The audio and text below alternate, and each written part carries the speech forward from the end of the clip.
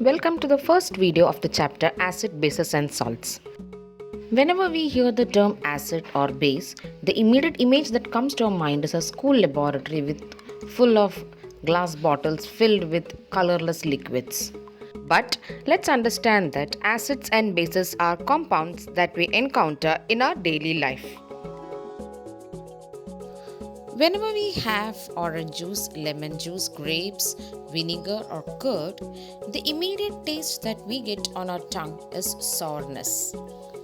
The taste of soap, green leafy vegetables, and baking soda is bitter. These are just some examples of acids and bases we encounter in our daily life. Other familiar acids are vinegar, vitamin C, battery acid, etc. And some other familiar bases are drain cleaner, baking soda, antacids, etc. From acid indigestion to acid rain, the word acid appears frequently. So, what are acids? The term acid comes from Latin term acre, which means sour. It was first used in 17th century by Robert Boyle to label substances as acids and bases according to some of the characteristics. Acids, as we have said, are sour in taste. But chemically, we can say that acids are substances that release H+, that is hydrogen ions, when dissolved in water. That means if you dissolve HCl in water, it splits or dissociates into H plus ions and Cl minus ions. Based on the type of ionization or dissociation, acids can be categorized into strong and weak acids. Strong acids completely dissociate into ions in the solution like HCl and H2SO4, whereas weak acids have partial dissociation in water. Examples for weak acids are vinegar and carbonic acid. Acids can also be categorized based on their sources. Acids present in plants and animals, that is living beings, are known as organic acids.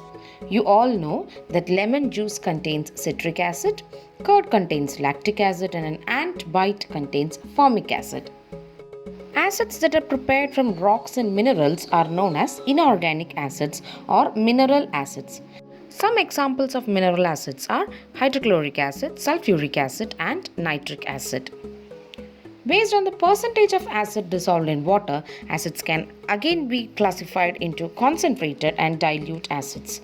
Concentrated acids contain relatively high percentage of acid in the aqueous solution, whereas dilute acids have relatively low percentage of acids in the aqueous solution, and concentrated acids are usually corrosive in nature.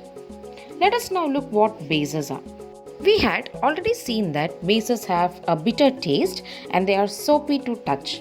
Let us also understand that bases release OH-, that is hydroxyl ions, when dissolved in water.